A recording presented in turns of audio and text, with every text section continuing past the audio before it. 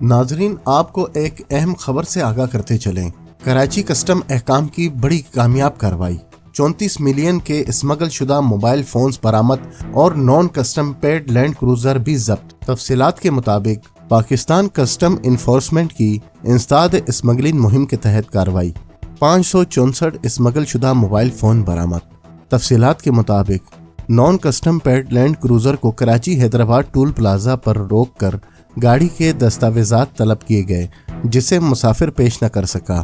تفصیلات کے مطابق مسافر گاڑی کی دستاویزات پیش نہ کر سکا، جبکہ گاڑی ٹیمپرڈ اور اس کی باڈی مشکوک نظر آئی۔ احکام نے تلاشی لی تو لینڈ کروزر کے 5 خفیہ خانوں سے اسمگل شدہ موبائل فونز کی بڑی مقدار برآمد ہوئی۔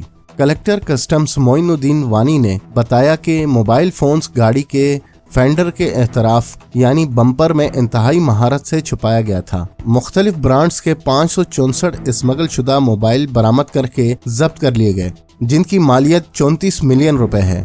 احکام نے 2 کروڑ روپے مالیت کی non custom paid land cruiser کو بھی ضبط کر لیا، جبکہ مقدمہ درج کر کے تفتیش کا آغاز کر دیا گیا ہے۔